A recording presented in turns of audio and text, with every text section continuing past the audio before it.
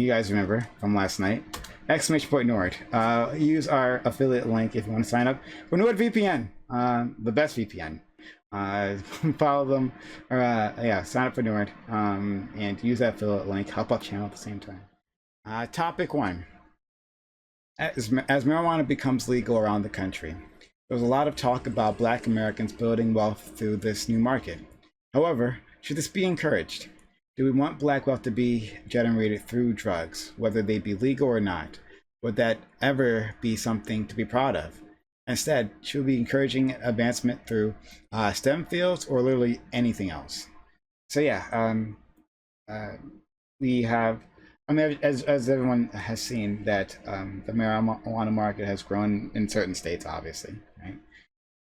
And there's like a lot of excitement as to who can profit off of this, and a lot of Black Americans, and not just Black Americans, I want to say other minorities too, have been disenfranchised. Look at this as a path to like wealth generation, like building up their own community. But is this the path we want to go down, right? Like, aren't there other better fields for us to explore? So I'm really curious what you all have to say. So start with introductions. Law Playbook. All right.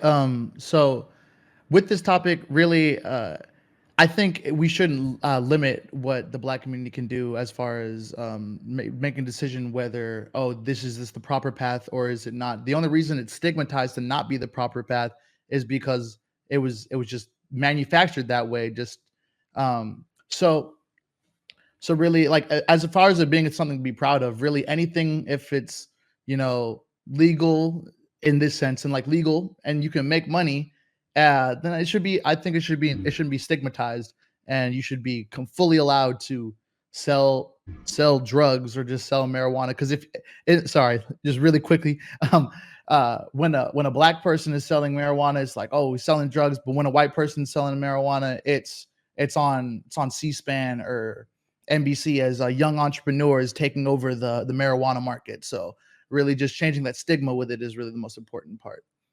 Thank you, Chris. Yeah, this sounds like a topic GSU Gambit like came up with, but I don't know. Of Mhm. course not. Like Black people should not be stigmatized or discouraged from joining in the business, especially those who've been affected by it legally, right? Or white business owners are like foaming at the mouth to get into the business. As of 2017, they're like 81% of owners in the marijuana business, and we've been hearing like these past few years that it's like become increasingly difficult for anyone to get in. It's like they're really trying to cut out Black people from the market, which is what they did before when they actually came up with these drug laws, right? They criminalized Black people for even participating in these sort of things. I think if anyone should be like gaining from it, it's Black people. And it really shouldn't be something to look down on. Like there's tons of positive treatments and benefits that can come out of like learning how to like what marijuana can do for you, growing it, like cultivating it, coming up with new types of drugs and things like that. Like white people get praised for this all the time. They have the entire pharmaceutical companies pumping out drugs to white people, like making billions upon trillions of dollars, and nobody is like batting an eye. It's completely respectable. So now when it comes to Black people, like we're supposed to give that up, especially now when it becomes legal and it can affect us positively. Like hell no. Like go full steam ahead on this. Okay. Let's go to Alvity. I kind of agree with what Chris and Low Playbook said. So I don't think we should mandate or control the areas in which Black people can invest in or make money. As long as it's legal, we should have the right to just put our money in that area and try to profit, because it could be a way to gain profit and just give back to the community. For example, people like LeBron James have, with the money that they earn through sport, they were able to give back to their communities. If I'm not mistaken, I think he's invested more than $20 million in his own county. It's not the same thing with drugs, of course, but I mean, it's legal in both cases. So yeah, it should not be regulated. Thank you. High Priestess. I really enjoyed the way this question was worded. Their STEM fields are literally anything else, as though like the question is written with like the original bias of drugs bad in UK. And I think this is a really interesting topic in general, as a person who loves to smoke pot, but also as someone who's been kind of steeped in this battle for a little bit, just like the back and forth of like marijuana being a medical use and marijuana being a recreational use, and then marijuana being a class, what is it, a class A drug or whatever it might be, and trying to reconcile the past of marijuana being considered class A or being considered whatever class it is, which is like the highest class you can possibly. It's up there with like heroin, saying that there's no medical benefit from the use of marijuana. I think cutting out Black people out of that market, or suggesting that we shouldn't follow this like stigma of getting high or smoking weed or selling pot, I think just continues to perpetuate that culture of what started this drug war and started this, we make marijuana illegal because we know that Black people like to partake in it, and we want to make essentially being Black illegal as easy as, the most easy way to do so. I think that, just to make my intro short, I think that this is a really direct path to reparations, because since you can't really quantify the damage that racism has done, I think it's going to be very difficult to quantify who, what, when, where, and how reparations are going to be taken care of. So I think that we should just have a holistic, broad approach, and we should be, just as we systematically oppress people, I think we systematically uplift them. And I heard some lawmaker suggesting that we shouldn't make it easier for people with past marijuana convictions to start their own marijuana businesses, because it would be essentially unfair to people who have been law-abiding citizens and just waiting their turn until it was legal to sell marijuana. And I think that that whole thinking is definitely just backwards, to say that if you got convicted of it, then you should, you're not allowed to sell it because clearly you couldn't wait your turn or you couldn't follow the law, when there's plenty of examples of civil disobedience being, idolized in our historical culture. So this is open to the panel. But you said something interesting. Reparations, right? This would be a good path to reparations. That I don't understand how at all. Like even in the best of circumstances, right? Like making a few people millionaires doesn't uplift the whole community, right? Like it'll make some opportunities for some people, but like as a path of I don't see that. But maybe you can explain. Maybe I'm just not following your logic here. How could this be a path to any sort of reparations? A new market for wealth, but like reparations? Yeah, it's a massive market. It's $1 billion market. So there's definitely a lot of room for economic growth and mobility for people. And I think intentionally cutting out Black people would be, or, obviously not intentionally, but even suggesting that they shouldn't join in, because there are bills and laws that say that, like, if you have past convictions and you're not allowed to own a business, or you're not allowed to sell, or you're not allowed to work there, it varies by state and locality. But I think that allowing Black people to be the leaders of this business and the leaders of this entire movement, I would say, because it's a massive movement, and it's going to start in America, and obviously it's going to move across the world. I think it's massive, and I think that the face of it should be the face that it's always been, and it shouldn't change to a white face simply because it's legal now, and so the white people are I just think that's ridiculous, and I think that having Black people be the face of it is going to allow that. I don't know. I really see that as helping release the stigma, and then also help people who have been convicted before see that as a path into moving. Because I'm super still. I'm really tired, but give me 2 seconds and I can explain it to you. Just let me think Sure, about sure. it, No, because I actually no, sure. I just It's really fine. honestly haven't thought about this at all day long. You tossed it in there way after I had time to think of this, but I'm sure I have an answer for you. Sure, it's fine. Yeah, think about it. I'd like to hear from you. Anyone else? I was gonna say, I can understand like if you would say like just a path to being able to open a business easier for Black people in general, not just the marijuana business. That might be a path of reparations. I would not. I'd probably want more than that, but like that could be something cool to discuss. But as far as this like drug topic in general, like it's so weird to say that like people wanting to keep people who've been convicted of criminal charges because of marijuana away from being able to start their businesses and things into it. When like a ton of these white business owners who are like who got into it first and who've been able to thrive off of it were selling this stuff illegally to begin with, right? They just had no charges against them. Had no people looking for them. They had no convictions. So like it's they get all the benefits from it, right? And like none of the repercussions, none of the negatives. They just get to jump in, like and like kind of squeeze everyone out while they are making rules to make it even harder to get into the business at all. Like to even get a business license, it's like thousands of dollars. Like it makes like not even just like tens of thousands, like hundreds of thousands of dollars in some places. It's ridiculous, and it looks like a purposeful squeeze of keeping the people of color out of it, right? And looks intentional.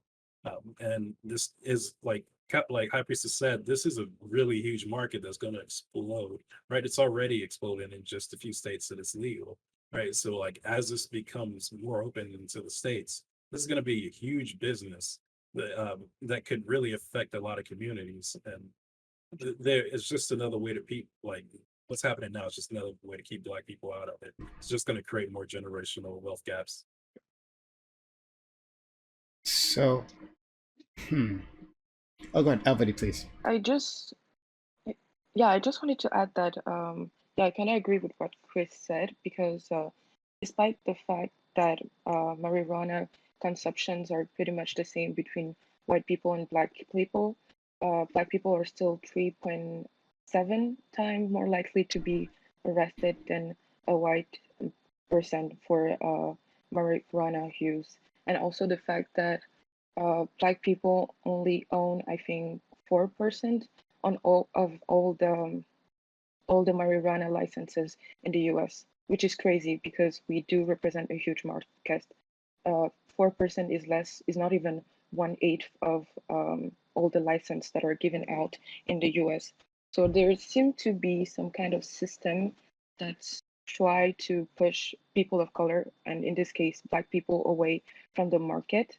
And it's true that we should maybe try to find ways to encourage Black people into getting in this because there is money that can be made, there is profit, and with profit there is, of course, power. So, I think it's interesting how,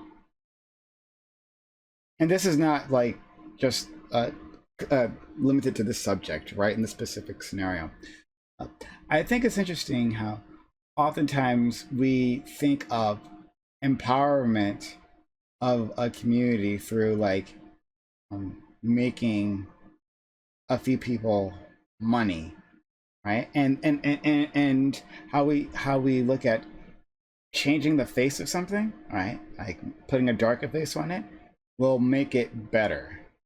When I think that's literally failed countless times, right? Like, oh, the problem is that we need more Black CEOs, and that'll stop the racism in corporate America, and that's never happened, right? And we need a Black president, and that'll do something, right? Well, still waiting on whatever that was. And this is, you'll find this in other minority communities. It's like, okay, well, we just need one of ours there. Now, am I saying representation is not important? That's actually, I'm not saying that, like there are definitely effects for that. But it seems like when we look at empowerment, we look at putting individuals rather than anything systematic. So when I look at this, when I look at the idea of empowering individuals to make it in that market, right? Like, what is different with a Black face than a white face? So we've talked about how people are being locked out. Chris Cosmo brings up how people are being locked out of the market because, like, getting a license, like, because it's legal and not decriminalized, it's legal. It means you have to go through a legal process to get it, right? So they put a license scheme there, right? If you don't have the license, then if you're selling it, you're still in the Black market. But if Black people did get those licenses, right, would that change the business? would you not still see some sort of consolidation there, right? Because I think what people are saying is that are thinking in their mind is that this will democratize the weed business one way or the other if we get black people in there. But will that actually happen? Well, black capitalists is where I'm going with this, and this is a long-winded. I apologize, but well, black capitalists being different from white capitalists. Yeah. Well, hopefully, well, this is gonna sound weird when Mhm. I start out, but hopefully not. The thing is, a lot of white business owners like use their businesses to build up entire communities, right? They hire and employ people within a certain community, especially when it's based on a certain product or crop, right? And that business is like helps build up like people's wealth and build up like the amount of property people own in certain like areas. Then people start building stadiums. They start doing marketing and things like that, right? And it contributes to bit like building other businesses, like shipping businesses and things like that. It's just a ripple effect of like, especially wealth being built in a certain community, right? As you draw in that wealth, the business starts to get bigger. They start needing certain things. They say they'll need a shipping company to help. They can create their own shipping company out of that and they create a separate business out of that, right? That can lead to other things, right? And you just have this wealth consolidate in a certain area in these communities like benefiting off of it. It's just not that it's just that business just sitting there collecting it. That money just like goes like it just travels and like it helps a certain area expand. And that's what we see with a lot of these white communities, some of which like steel mill communities and things like that, like are completely decimated now because the business is gone, right? But with like when it comes to marijuana, like that business, I don't see that business going anywhere anytime soon, ever, right? Unless there's another like super marijuana drug that comes out that like completely replaces it. Right now, like this is like a gold mine, right? It's better than a gold mine because you can grow it. You don't have to like dig for it, and it's not limited, right? It's unlimited, and so like this could really help. Like you set up a business in one community, people start buying from that business. That business continuously grows and needs more things to help send out their product and like more marketing, things like that. So they start like invest that business starts investing in schools and things like that, or botany classes and colleges and things like that. It can like lead to like it might not be immediate, right? But the long-term effects could be really good. I also I'm not living in a fantasy world prime where I just think like immediately if you're brown in America, marijuana legalization and all this is just gonna start helping you. I definitely think it's just a path. It's just a form of a larger holistic approach. I think that we were gonna have to take with reparations. And I agree. You know what Chris is saying is that it's actually how it works now. You don't just have a marijuana business, you don't just grow it in the back and sell it in the front.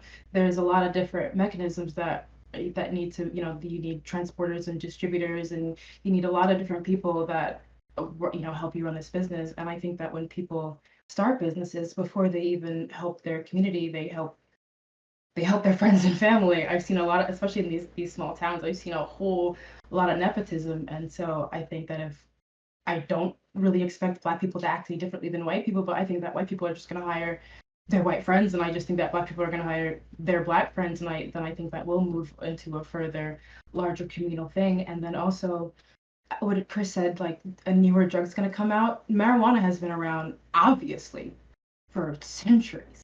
The whole point is that it's medicine and that it's, you know, obviously it moves beyond medicine. It's all kinds of different things for all kinds of different people, you know, spiritual, recreational, whatever it may be.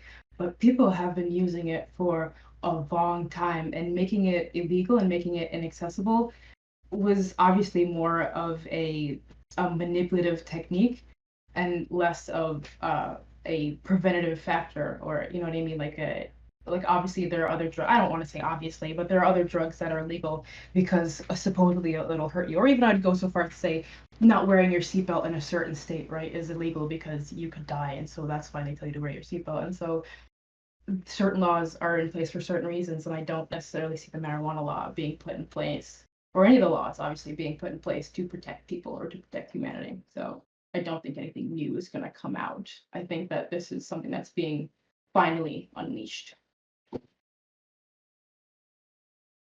So, black.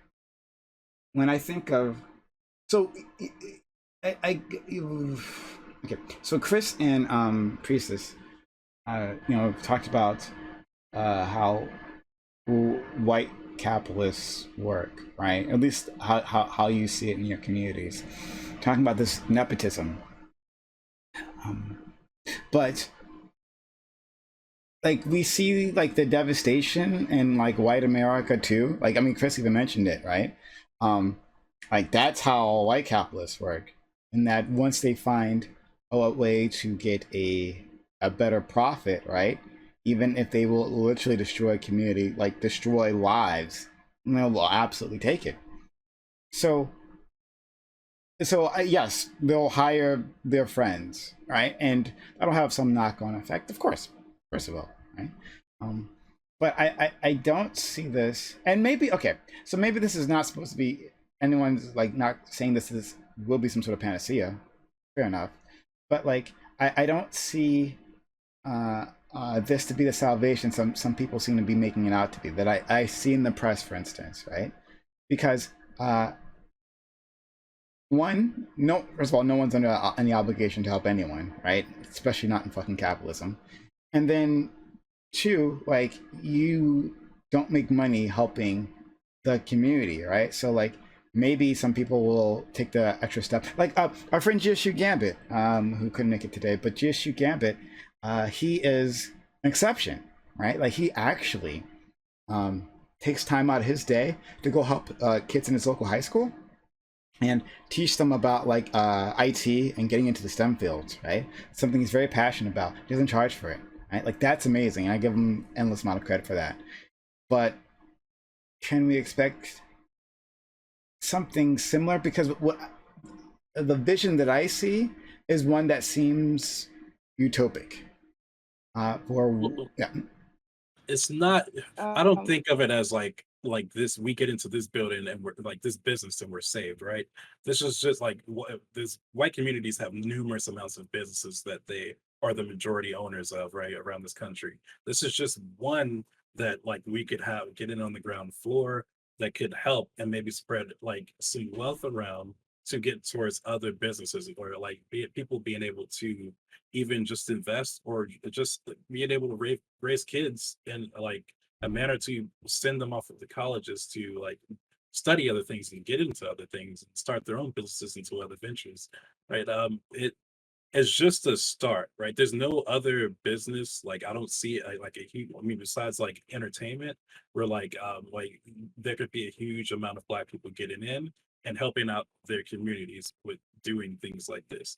And like honestly, it's been happening for generations. Like you like all these people who've been arrested for marijuana who sell like weed, like especially in the Black community, they don't just like come to it out of nowhere, right? They learn from it from their friends and family. They learn how to grow it from their friends and family. They come into this culture like through like passing the torch from other people. This isn't something that like people just like pick up out of nowhere or really picked up from the white community, even from that, like, right? So like this is something that's already been done. It's just we've been demonized for it.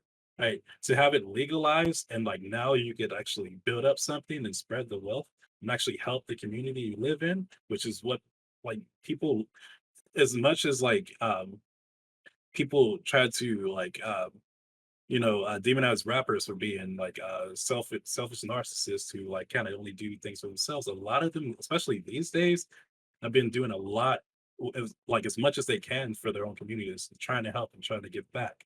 There's tons of examples of it. So if there's a legitimate business that we can get on the ground floor and we can start to build from scratch, build up things and there's just like an unlimited possibility of things that can come out of it, like some like really positive, good positives that can come out of it. There's not really any negatives that I see from it, right? It may not be a cure all, it may not save us like entirely at all, right? Not even a third of the way, but it's a good start and it's like a good healthy push for us to.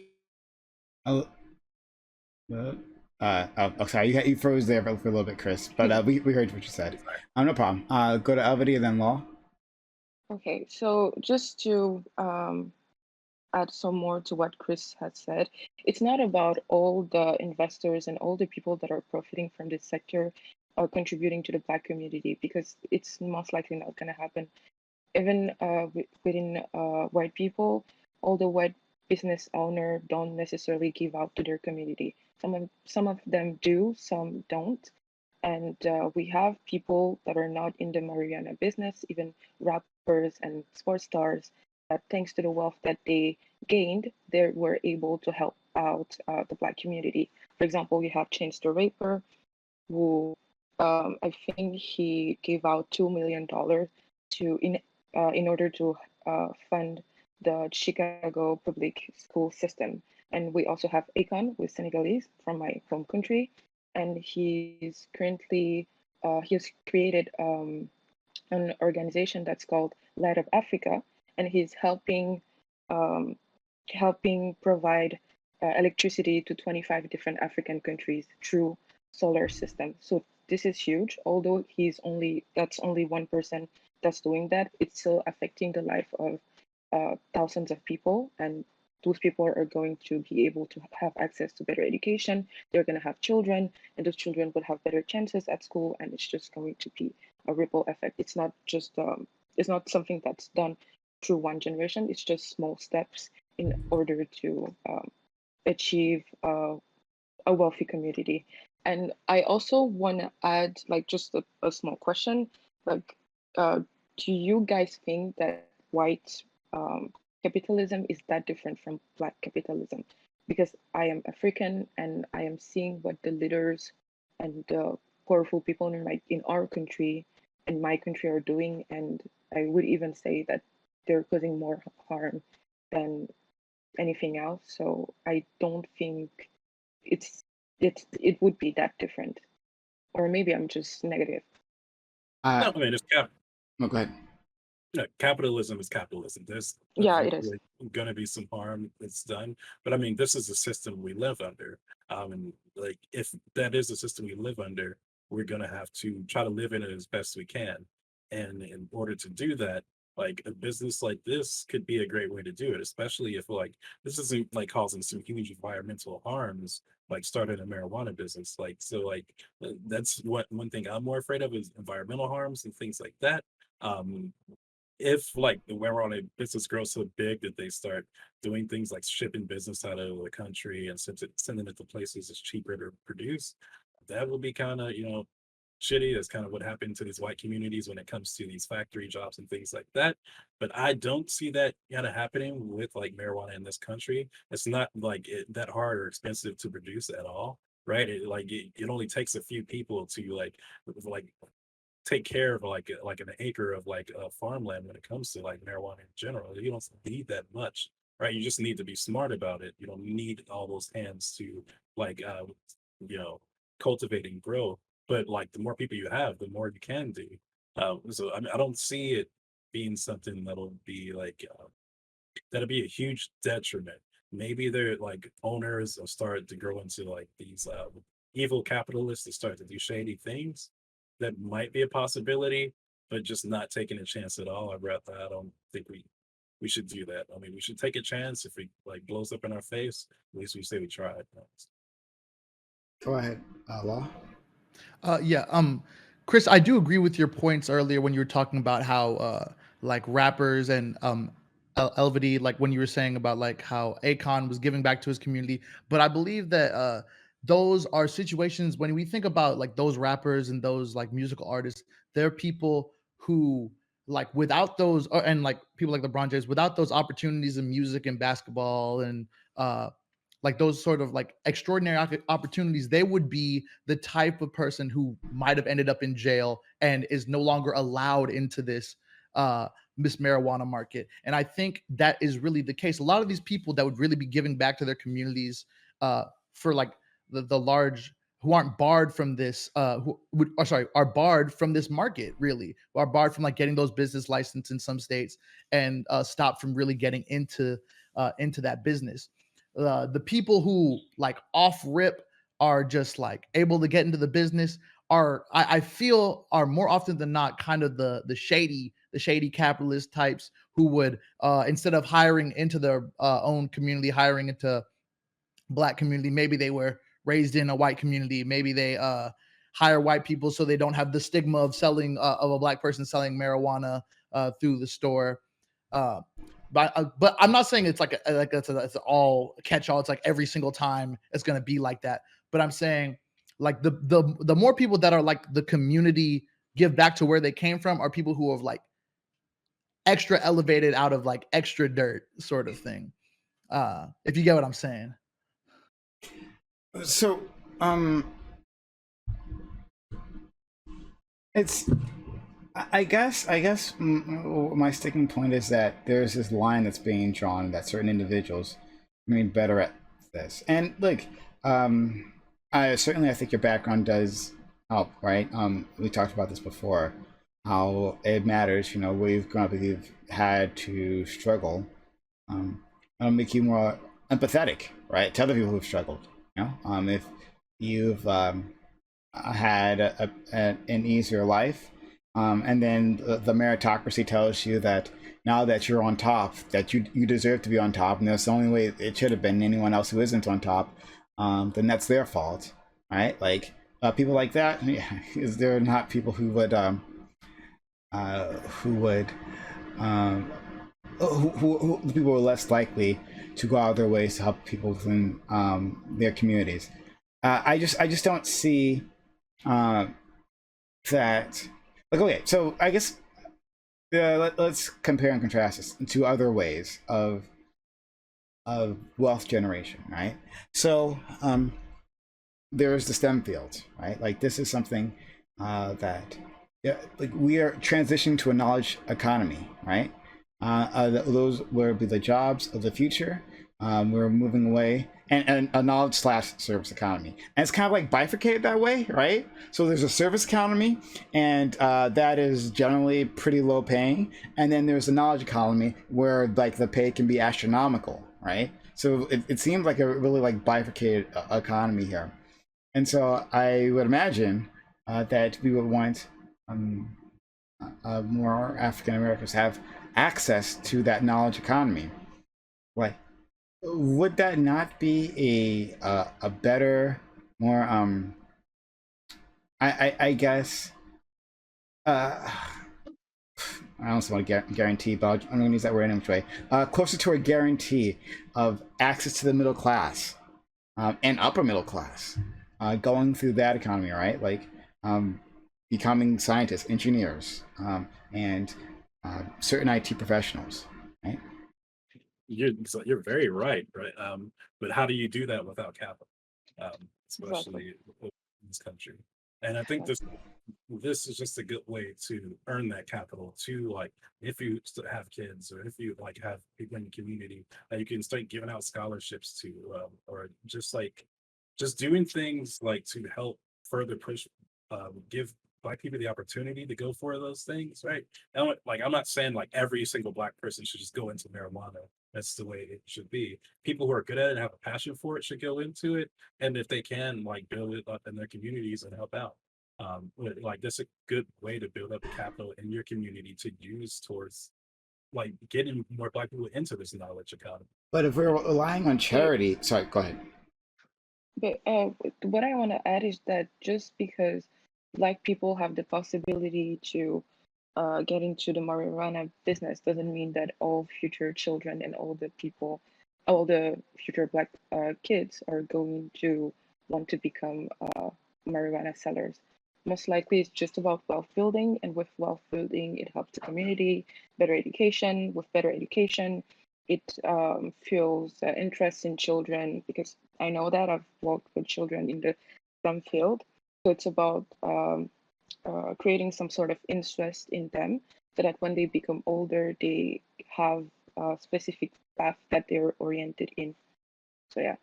Yeah, I think I agree. Oh, sorry. No, you go first. Yeah, I agree with Elvid. It's just another means to get money. It's not going to be the, oh, everyone in the world, everyone, we gotta start selling marijuana. It's just like, this is another path you can take, just the same, with the same validity as STEM, and making sure that validity is heard and made known. So then, like, okay, they don't feel bad about going into this sort of business, or they think, okay, this is something that I can work towards. And maybe they will go and get a degree in business so they can run their marijuana dispensary in an efficient manner, or maybe they'll just run it at a like a lower level. But with the STEM, even though STEM is closer to a quote unquote guarantee, you can still face a lot of issues getting those STEM jobs. Being a black or brown person, as soon as you get into that interview room, they see your name on the paper and they say, well, I don't want to hire you for XYZ, you know, and just so just giving another avenue, another option is just more likelihood of success for someone to just take a different path. So, first of all, Troy News, thank you for the raid. That's all the kind video rating of 10 individuals. I hope you had a great stream. Give me a follow, members of Troy's audience, if you haven't done so before. Yeah. So, going back to what Chris had said, like, I think, first of all, that we've dropped the ball if we're relying on charity for anything, right? If we're relying on, like, the hearts, like the good hearts of anyone to like build up. So we'll use marijuana for like to give scholarships away to individuals. Not I don't knock anyone who does it. In fact, I actually know some people who do that here and give to the black community actually, but their reach is limited in that, right? That's true. But say you have like so you have a marijuana business in a community that employs like 50 people, Mhm. right? That's 50 potential families with kids that they could send off to college, right? With the earnings that they make from that. Where in other like we said businesses like they don't make as much money and they're usually struggling paycheck to paycheck.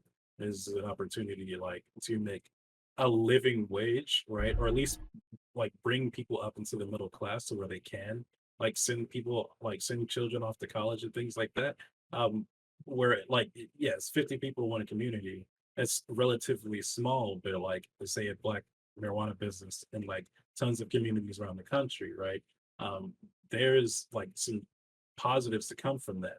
It's not a panacea, it's not a cure-all, but it's a good step if we have like black people in like a large part of these businesses. How many white communities have been made off of certain crops and like certain products that just like an entire community is able to like come up to the middle class, right? And every single like all their kids get to go to college and they all get to study these fields and go into all these different kinds of fields, or you just get to experience different things, going on vacations or traveling in the world, going to different countries, right? You don't see much of that at all in the black community. And to have like access to that capital, to be able to employ people with a good living wage so they can do things like that with their families can lead to a lot of good progress in the community, where like there wasn't before. Think that I can see this negatively, even if it's just supposed to be on an individual basis. I don't see how it's an issue to encourage people or even to just provide it as an option, a viable option, a respectable option to open a business or participate in like the marijuana business if it's going to help them generate wealth. And we're talking about STEM and all those other options. Well, those choices are all out there. And I think, I mean, I don't really remember anyone encouraging people to want to be like a basketball player or a football player, but I think those people seeing those types of people in those prominent positions kind of convinced them that maybe they wanted to try that out too. And so I think that we should definitely encourage our kids to do STEM. And I mean, I went through a STEP program when I was at STEP, just a science and technology program. When I was a kid. I mean, definitely we should encourage those things, but we should just have all these options viable for everybody. And I don't think that it should just be like, oh, well. And I think even specifically, if we're talking specifically about people who have been hurt, their life has been damaged or touched or manipulated in some way by the war on drugs, I don't see how that wouldn't be a complete net positive for their individual lives. And I would still see that as a part of reparations to help that individual person if they're able to change their life through the same thing that actually pretty much ruined their life.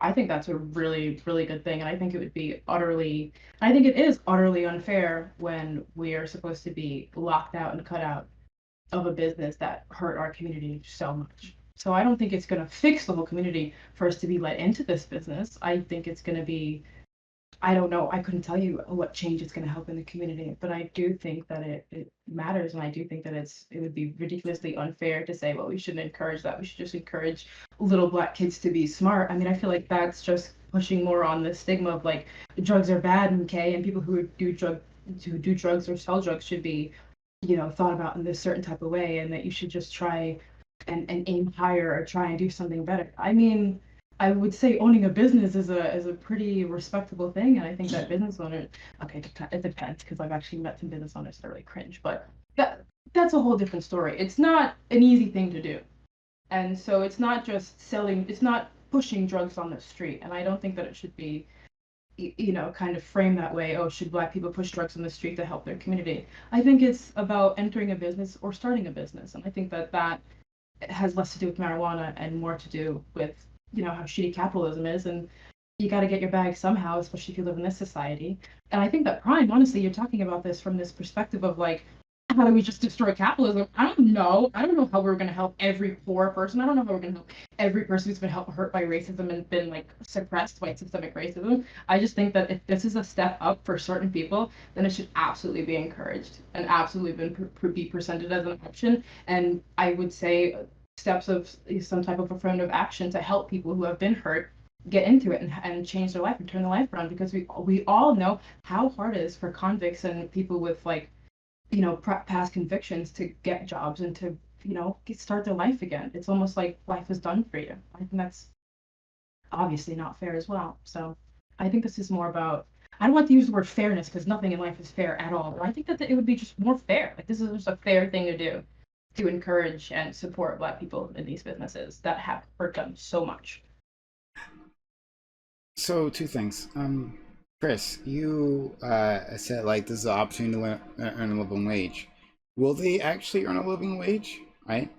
I mean, Well, going by anecdotal experience, the people who I know who are own and run dispensaries make a ton of money mhm. because they get tons of business. Like No, no, they, no, no, no. You're saying own and run. Yeah, that yeah. part makes sense. Well, Sure. I'm talking. so the Yeah. yes, the people they employ, right? Yes, because they make a ton of money. The people who work for them like get paid very well, right? And like not only that, they get like just to get to use the product whatever they want because they have an abundance of it. But like, yeah, like there is a potential for like people who own these businesses not to pay a living wage, just hoard all the money they can from it. But hopefully that's not the case. Hopefully by that time, like we'll have um like a raise in minimum wage in this country up to $15 or more. It should be more. But like the hope is that like just getting the business started, right? There's tons of businesses in my area that will have paths to like employment through school. Like they partner with schools and they offer these programs that lead to a direct path through high school and college into their business, right? And you can go in and work for them, or just go into another field with whatever degree that you have. Um, there's like so many positives that come out of this, and even with like the job I work at, right? It's a family-owned business, and that family-owned business was able to like help build up entire communities. And yeah, I don't think they pay enough at all, but the people that they have been able to build up through the years did like they were able to like live good off of that like entire business, and they have communities like of people who have just been able to work comfortably in their business. Now it's getting to the point where we just haven't increased in so long, it's getting to be a problem. But I think that's more of a problem with the entire system of America, and how we what we do with our minimum wage laws is a problem more than like how much they're paying, because they're just taking control of like the position that they're in right now. Capitalism sucks. Indeed. Okay. Well, yeah, capitalism does suck. Okay. But I'm not talking about dismantling capitalism, right? I'm not like, of course not. How would I expect anyone here to do that? How would I expect that to be done in the short term or the medium term, and these businesses are being created in that time? Like, that doesn't make any sense. So, is every path to wealth generation equal? And that should be encouraged. That is legal. That is legal. Is every path equal? Like Priestess was saying, that this is a chance to own a business. So there's nothing wrong with owning a business, right? But okay, so let's follow that thread. Is every path in any legal business, is that something that we should encourage? If it's creating active harm um, in the community or around the world, of course not. I wouldn't encourage people to start an oil business, right? But like I don't see the active harm in marijuana. If we want to, like you say, stop the amount of smokers we have that's contributing to CO2 emissions, then like marijuana can be turned into plenty of other things that don't like involve creating CO2 or things like that. Could involve pollution in the environment. It can be done in a very green way. So like if it was negative, if it had some negative effects on the community, whether environmentally or just socially, yeah, there's a problem there. I just don't see that with the future of marijuana business. What about the rest of you? Yeah, I agree with Chris on the point of just since it is not uh, like a harm or anything that is like the paths of wealth generation that do not adversely affect another community, then I believe, yeah, okay, hit those routes, hit those avenues. And marijuana is the only people that have been affected negatively by marijuana, like truly, is black people because they just arrest us disproportionately for it, or they kill us over it. It's just um aside from that, like medicinally, no, it doesn't harm us, like uh so any route of wealth where it's really can only uplift your community when handled properly, then yeah, I think they're equal. Okay. Albany? So yeah, I just agree with what the priest and high priestess and Paul have been saying.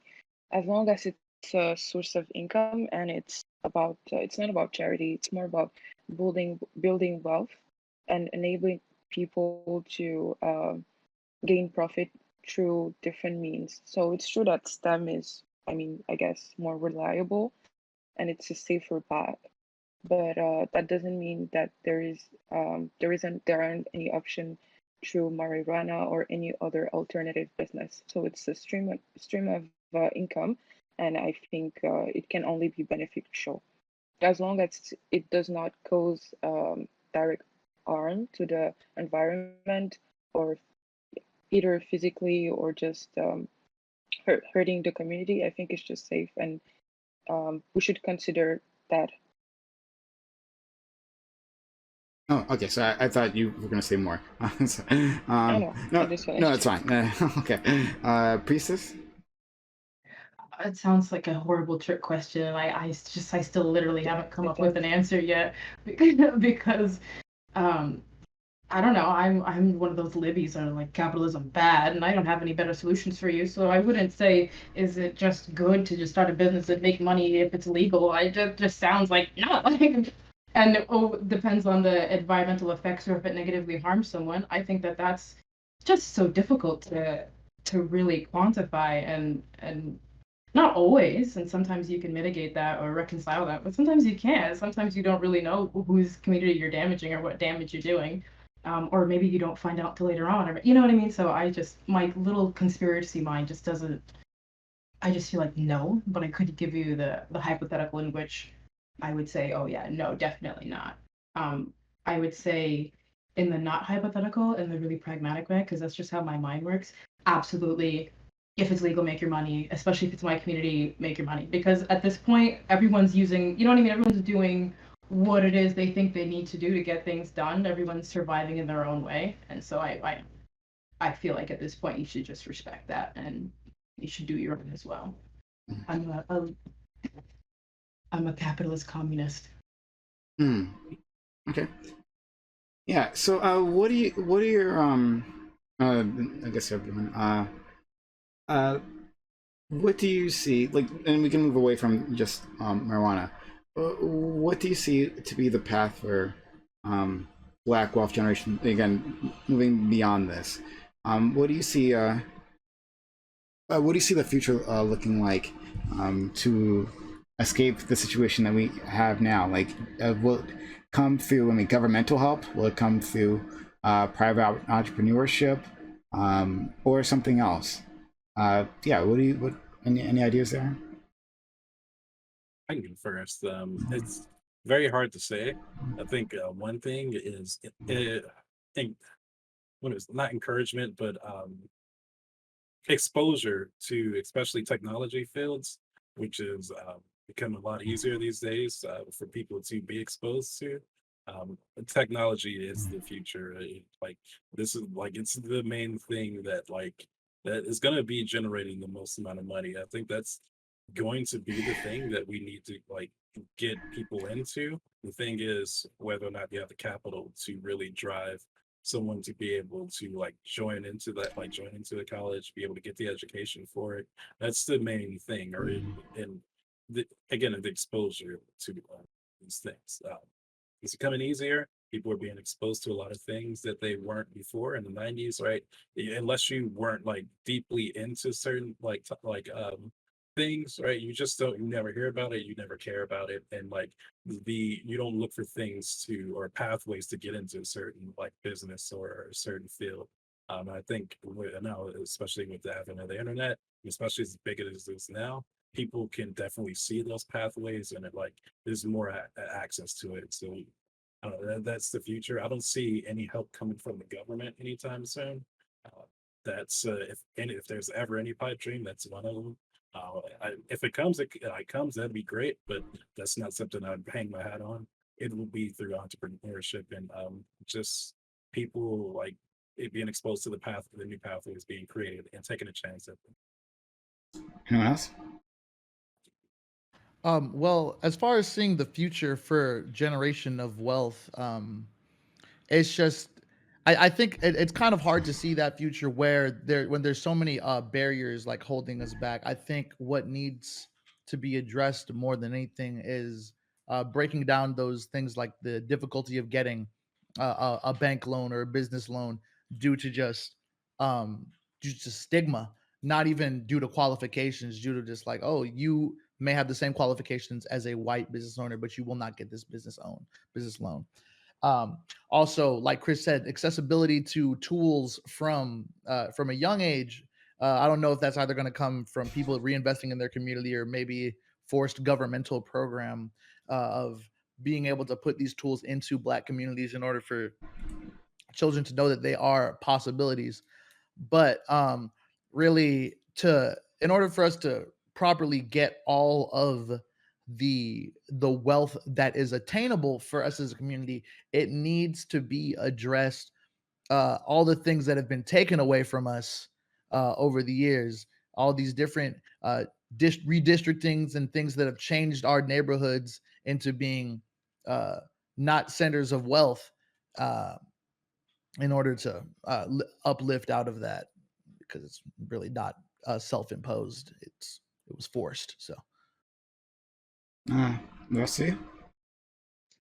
Well, I have an answer, but it's not really an answer, so I'll keep it super mega short. But I've just been having a whole lot of existential dread lately. So when you talk about our wealth building and for our generational wealth building for the future, I just think, oh man, what future? I think we're all gonna die in a hurricane, tsunami, tornado, wildfire, drought, starvation issue real soon because the world is just falling apart Climate around us. change. Climate change is obviously the biggest issue on my mind. Honestly. It's clearly ravaging the part of the nation, the part of the world that's in summertime right now. But I don't know. Sorry, that's just what's on my mind. So when it comes to the future, I'm just thinking do we have a planet in the future? Investing in space travel to Mars or wherever the hell Bezos is taking us to, which is obviously an elitist plan, but Ali? Yeah, this is why I think that STEM education is the future because, as stated by Chris, the demand is high. There are more and more STEM jobs that are being created that don't even exist yet. And I think, if I'm not mistaken, 6 of the highest paying jobs right now, of the 10 highest paying jobs, are STEM related jobs. Well, that's removing anything that's regarding to finance and accounting and all that. So yeah, STEM is definitely the future, and the reason why it's so important, and it's even regarding climate change. I think if all people had a better understanding of what exactly are the direct impact and consequences that humans have on a daily basis towards the environment, it could even help us avoid the disastrous future that High Priestess is talking about. So yeah. I wanted like the my fear isn't that like the planet is just going to end and we're all soon to cease to be. Fear is that we're going to still be here and it's going to be terrible, right? And that's where the business is going to come in, is Yeah. making it easier to live here, right? The new technologies we come up for new infrastructure and new technologies to help like mitigate the coming things, the coming potential disasters and things like that. Like the planet's not going to end; it's just going to change, and it's all going to change to a climate and like an atmosphere we're just not used to, right? And so we're just going to have to adapt and adjust. And I'm sorry, the and planet's gonna be fine. All the humans are going to die, and maybe a lot of the animals and plants too. But the Earth is gonna be fine. It'll heal just fine. It taught us how to heal. It's just gonna kill us because we kill ourselves. That's I all. well, mean, I don't. Plants are going to adapt because that's what they do. They've been able to do that through uh, tons of different climates, and there's going to be some extinction of a lot of different animals. You are right, but with the advent of like lab grown meat, I don't think we're gonna like be too like we're not going to miss it too much, right? We're going to miss the sight of them, but again, these are advancements in technology, right? We are making strides to like assure our future. Like so, when we lose these things, like we're going to have replacements. We're working on replacements for those, and it sounds fucked up, but like that's just what we're going to have to do. We're going to see a future where there's going to the only animals left behind are going to be like dogs and cats because those are the only ones we care about. So like yeah. okay. So I'm just gonna add a couple like data regarding that. So just an example, you have phytoplanktons. They're in the ocean and they create 70% of all the oxygen in the planet. So currently the oceans are warming up. It is true, plants and animals do adapt, but there is so much adaptation that they can do. Like a human can, some people are um, can survive harsh environment, but uh, any type you can have human beings living in a -80 environment. It's impossible because it's too extreme, and that's what's happening with some plants and some animals, especially phytoplanktons. They're currently dying and at a slow rate, but the thing is, this rate is increasing, and because of the sea salinity changing and also the temperature of the ocean. So yeah, they adapt, but there is so much that they can actually withhold. Okay. Uh, yeah.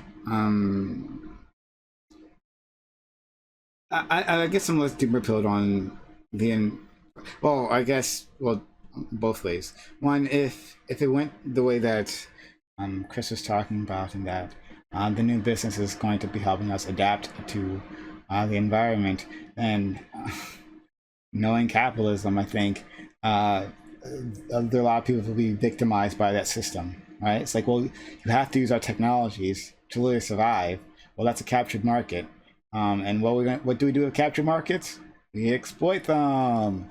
So, I hope that's not what that looks like. That'll be terrible. Unless Well, we, my hope is that like with like younger generations, like acceptance of different types of economic systems and learning, like being exposed to these things are new ideas of what like the future can hold, and like maybe one day like this like capital the form of capitalism you see today will cease to exist and it might morph into something like more humane and better, or like as our like our I future don't think generations so. become better. I mean, we can only hope, right? I mean, I can only like imagine, right? But like we have to move to something like we can be as doomer as we want about it, but like people have been here for a long time. Yes, like this place is going this planet's gonna be harsher and harder to live in, right? Mhm. But it's all about realizing that and like being like, okay, we know what's coming, we just gotta like we gotta plan for it and we gotta be ready for it and you gotta like start adapting, start getting like seeing what the problems you're gonna face in the future are and start working towards solving those problems. But just I can't take the doomer pill and just be like, oh, we're all gonna die. There's nothing we can do, right? It's like not how human beings have come this far. You like you see a problem and you search to find the solution to that problem. That's where my focus is, and I hope that's where like more people's focus will come to be in the future. Right. So we'll move on to our next topic. Topic 2. Instagram has instituted a new content filter to exclude quote-unquote sensitive material from users' feeds. By default, the filter is applied to all accounts. Black content creators have said that their engagement is down ever since it's been implemented. If true, this is certainly a problem. But should that stop Instagram from its mission of protecting users? Shouldn't tech companies take steps to shield people from content that might be inappropriate? Or is it the cost to minority voices too great? So yeah, there was an article. I'll post it in chat. Well, I guess I'll post the whole thing in chat for y'all. The topic in the article. But there was an article about this. I'll have to do one at a time. About this situation that's happening in on Instagram right now. Let me put the article there too. 1 second, guys. And yeah. There you go. There we go. Right. Yeah. So there was an article about that, how individuals feel that this filter, right, for instance, is not sensitive, right? Like you can't actually tell it exactly what you want to filter out. And it's just like, well, do you want to limit some content, more content, or no content? And among those options, like, it starts you off of limiting some content. What exactly is that? Who knows? But in the end, like, what I want to compare that, the cost of that, to the goal of protecting individuals from things that they might not want to see, or might not, or maybe should not see, and whether that's worth it. Law, introductions. All right.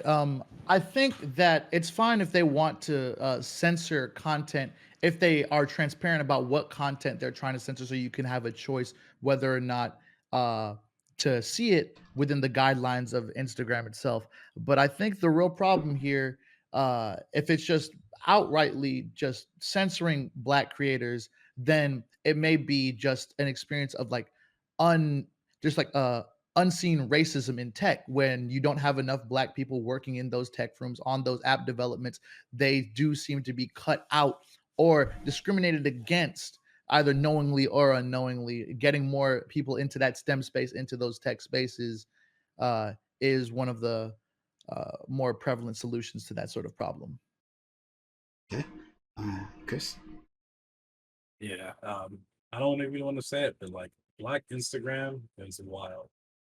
It's like it's not a problem for me, but it's a problem for the white expectations and like their like the certain culture that they want to implement, right? Yeah, they want to implement like safe things for users, but that's of course is going to be at the expense of the Black community, because largely a lot of things that the Black community like it has going on culture wise in the space is like it's against things that white people don't like. Sex and like foul language a lot of times, right? It is just it's weird, but that's the case, and a lot of things on Instagram is that like people are boasting and like a lot of sharing of like sexual images and things like that. It's like that was going to be the case. Do I think it's right? No, but if they want to make a more like kid friendly site, like we just have to realize that was going to happen. And maybe they should just all move their business elsewhere, because if that's going to be the case, and no matter how much they say they're going to try to help, read the article and said try to help mitigate this to make sure like Black creators aren't just like censored wrongfully, but like there's like a ton of entertainers and people like that who are on Twitter. Like there's a lot of content creators who are Instagram, and what they do for a large part of it is just like will just be seen as inappropriate, even though it shouldn't be. It's just going to be. And how do you get around that without completely neutering your content? And that's going to be have to be the like problem that's going to be addressed. Well, Albany? Okay, so I think this is a very interesting topic because it depends on what people consider as sensitive. Even within the Black community, you might have some people who are not comfortable with nudity or just profanity in general and might want to have this filter. But for whatever reason, it seemed to be targeting Black people. And I think um, this might be related to another underlying issue, which is called the AI bias. It's basically when AIs and computer programs are, for whatever reason, biased towards people of color. And this has been shown in numerous occasions. For example, in my university, we were using an AI system that's supposed to track our eyes during exams. And at some point, we realized that that AI was wrongfully flagging people of color because it wasn't able to recognize our faces. The data that they use most of the time is based on white faces, and for that reason, the AI are not used to seeing Black faces, which is why a lot of people from my university were wrongfully accused of cheating. And well, it was removed. In Google, also, same thing. I think they also had an AI that was not able to recognize when a Black people was passing by, but when it was a white person, it would work. So I guess this is more related to a certain bias that seemed to apply to um, the tech environment in general. And like I think it was Paul that said it. This is why it's important to have Black people in STEM fields because it we might be able to address this type of issue and make sure to have a more uniform set of outcome when it comes to the way it reflects itself in social media and just in general. Okay, thank you. High Priestess. I don't know too much about Black Twitter or Black Instagram or just honestly Black people on social media because I'm not big on social media. But because I don't spend a lot of time on social media is what I mean. Um, I would have to respect the self-reporting that it is hurting Black creators, and so I would say that Instagram just has to. I know it sounds lame, but you just gotta fix it, Instagram, because I had just seen another article that Instagram is implementing another system where they're trying to keep predators away from young kids, and so it just seems like, and I'll talk about that a little bit later, maybe, but it just seems like Instagram's trying a little bit harder. And I would say that I would respect that effort in the effort to respect kids or whatever, because there are more young people and going online every single day and getting all these devices. So I can see that it's a noble effort, but if it is like they say it is, and I'm assuming that it is hurting Black people because isn't it fucking always? Then I would say that you have to look at it and you have to and just even real quick before I'm done, I would have to say we're talking about all these things that might be interpreted as sensitive or not interpreted as sensitive, or what in Black culture is not as sensitive, or Black people like sex more than white people, which I just firmly disagree. I think that Black bodies are sexualized a lot more for some reason. Well, for plenty of reasons, but I think that Black bodies being sexualized more might just be a factor into their content being censored more often, even if it's not inherently sexual. Open to the panel.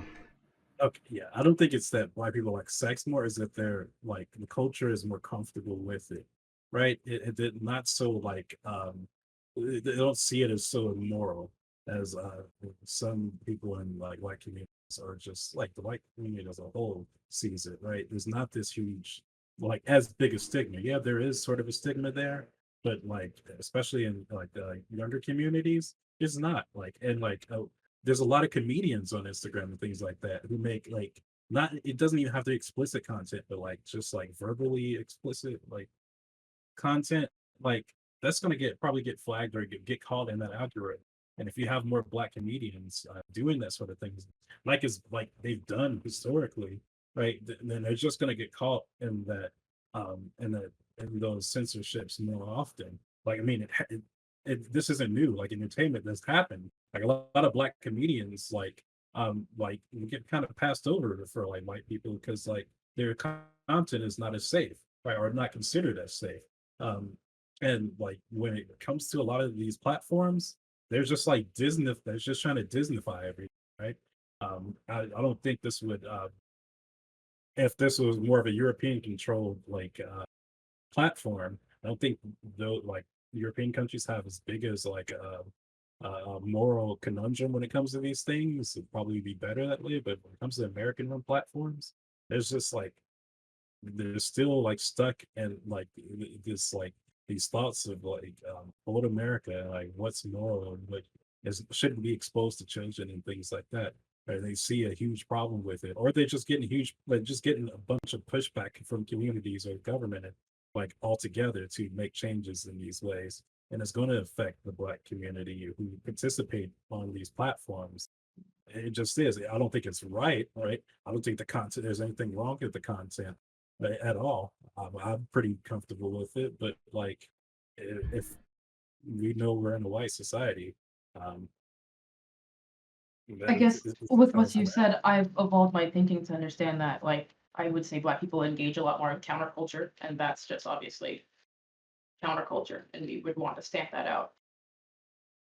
Um, on your when you're saying, I'm sorry, I'm not trying to misquote you, but like you're saying, like that black people kind of partake in that sort of events more on the Instagram. I would like to like disagree with that on on the notion that like if you go on Instagram and you think you see the people who are making the most money on Instagram, it is oftentimes more than not white women doing like overtly sexual acts on their Instagram stories, on their Instagram page, all throughout their things.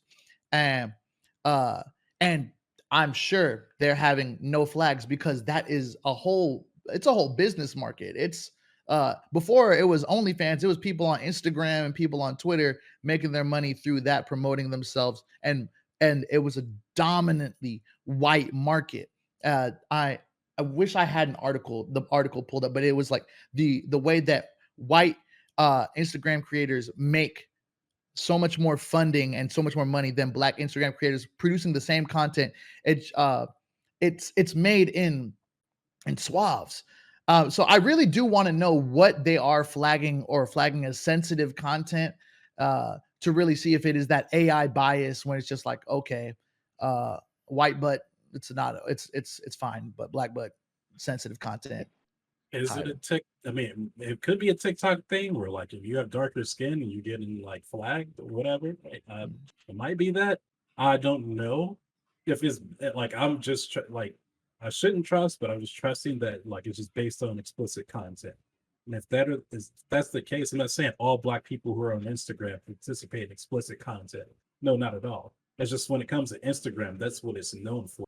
Like a lot of like people just posting shots of themselves and explicit like content, and people were like on Instagram live doing comedy and things like that. That's just what it's known for. And so I can see a lot of that happening, and like there's a lot of businesses that can be made on those platforms. Yes, there's a lot of rich white people, like white women especially, who are making a lot of money on that. But I'm like, as I would assume that their content is getting censored too. And I don't think censored means that like your content's completely blocked off. It's just that like, all right, you have to take that extra step to click into it. And if you have that huge following, right, that like you just like have like millions of people, they're gonna probably take that. You're gonna have more people taking that extra step. I think there's gonna be a ton of people seeing like a decrease in engagement. But like I can see it affecting black people more. Like any other thing would affect black people more in any situation when it comes to like even laws in this country, right? It may like it's going to affect the whole group, right? But it's going to affect black people more disproportionately, right? And have a worse effect on them than other groups. So, so if this is really based on profanity and just nudity in general, I'm pretty sure that there are as many white influencers that are going to be affected. But like Paul said, they obviously have a huge following and they don't have the same, they're not impacted the same way as other Black creators. That, and also I think we also need to point out the fact that morality differs from one person to another. So someone should have the right to decide whether or not they're not comfortable with seeing nudity or profanity. I, for example, I'm okay with hearing profanity, but not so much with nudity. And if this filter is helping out some people who might have different moral values, I guess we should respect that. Well, the thing is, with Instagram already, there is a total ban on nudity. If you post like a fully nude photo, it's going to get taken down. It's going to get flagged, and it's going to be taken off the site. Uh, so, I mean, I guess you could still expand your definition of nudity to Exactly. scantily clad and things that are burlesque in their fashion. But already at the beginning of Instagram's inception, they are more censored than app like Twitter. Twitter has basically no holds bar on what you can post on there. Yeah, but like you just said, it depends on one person to another. Someone from, let's say, Saudi Arabia might find that a woman showing her ankle is just atrocious. Like, yeah, depends from one person to another. Finally, something we agree on. I mean, we're goddamn socks, honestly. All right. But go ahead, Chris, please. These companies, like this, like complete Disneyfying that they're trying to do. I think OnlyFans, they're talking about going in the same direction, just kicking off a bunch of like sex workers and just having that like removed from their platform. Hasn't happened yet, but like there's potential of it happening because they want to cultivate it like a safer, like what they Clean, consider safer, yeah, clean clean washing. platform. That's cool.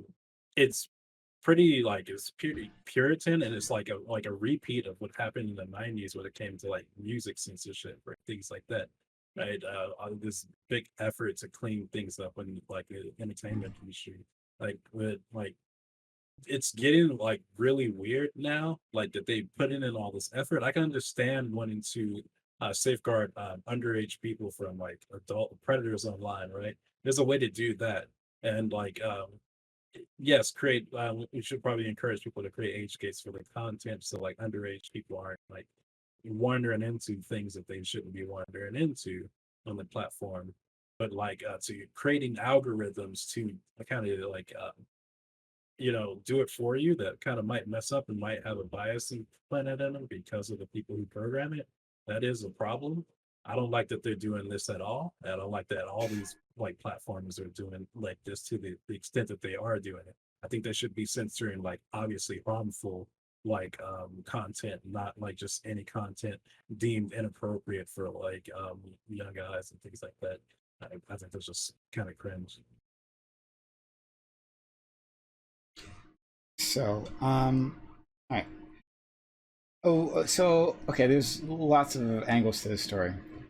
One is, again, there's only three options for this filter, and it's by default one is my understanding of that situation. I am like high priestess in that fucking social media, so but well, I'll take the word of this article. But that it's by default one, and so it's not as if like what you could do, like there's multiple ways you could do this. What you could do is like the next time when you institute this, the next time a user signs on, they're presented with a screen. It's like, okay, so we got this new content filter, right? What do you want to set it as, right? Leave the field blank, right? Or leave it as like off and say, well, do you want to turn it on? They didn't do that. They instead said, well, by default, we'll just leave it on. And if you don't already know this is a thing, okay, I should check my Instagram thing. I use it only to look at Instagram models.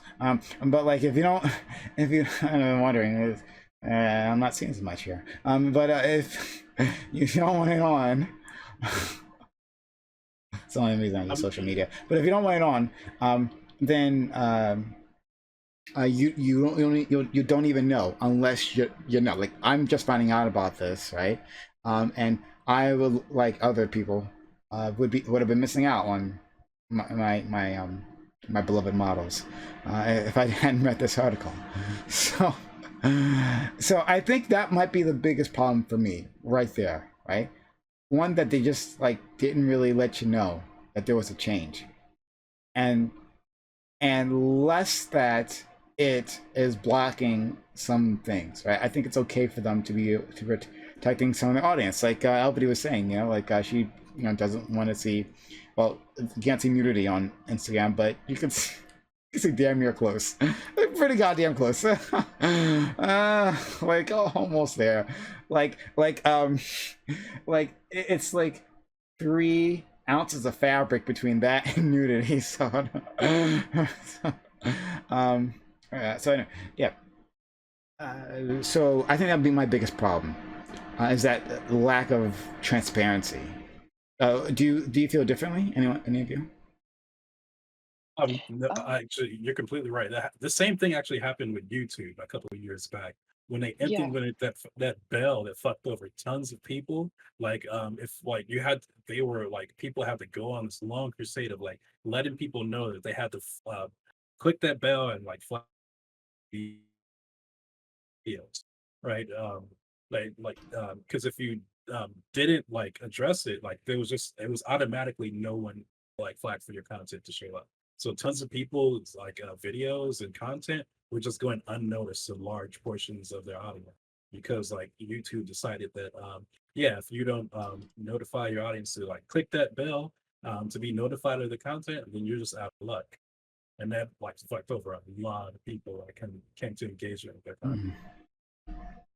So I also want to point out the fact that this is, to me, this is also another way that capitalism is just showing itself.